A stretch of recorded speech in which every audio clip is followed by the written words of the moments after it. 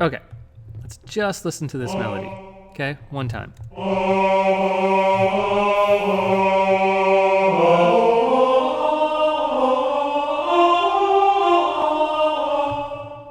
Okay, now, what key are we in? Let's start there.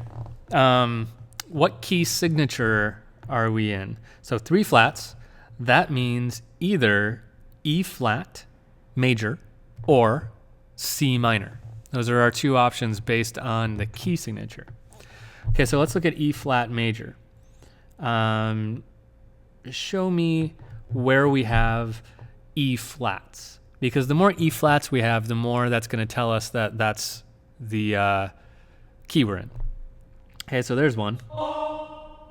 There's another one. And there's one. So we have 3. They're not at any kind of significant points. This one is not on the downbeat, which would be right here. This one is on a 16th note, a very fast note right at the end of the bar. This one is on the halfway point of the bar. So that's kind of a strong beat, but not really strong. So let's see about C minor. Where are our C's? This is on a downbeat. This is our first C. It's on a downbeat, but it's a very short note. Here's another one, extremely short note, just a 16th note. And that's it for C's. So neither of those are really great options. What it looks like they're doing is really emphasizing this G, because we've got 2 of those right away. And if we look through the whole piece, what we're going to see is a lot of emphasizing of G as the tonic. But remember, our key signature is telling us C minor or E flat major. Neither of those makes sense if we're going to call G our tonic, unless we are in a mode, right? Because check this out.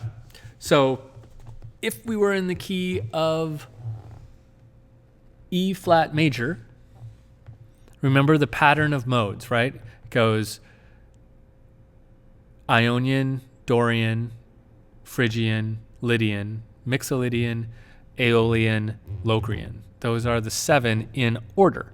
So if we were in E flat major and we went up to a G, right? That would be E flat would be the first one. That would be, if we were showing a key signature of E flat and we're using E flat as a tonic and we wanted to talk in modes, that would be the Ionian mode, right?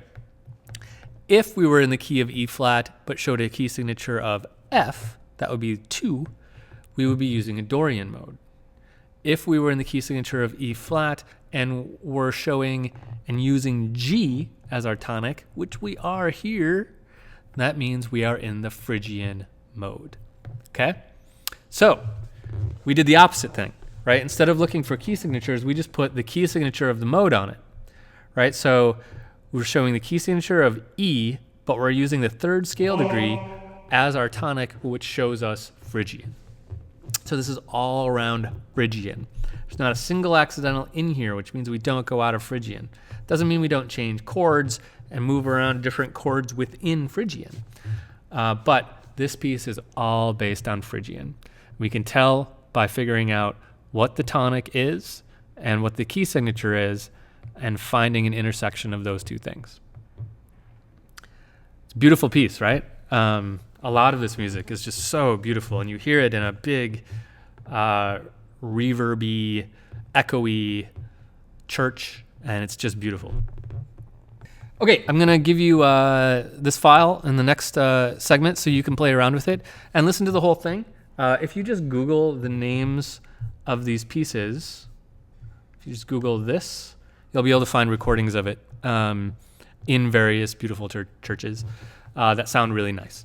So don't get bogged down by listening to the playback of MuseScore. The MIDI, the computer playback of these kinds of things, it can be okay on something like a piano, but when you get into like vocals, it just sounds like, I don't know, it just doesn't sound as good as it should.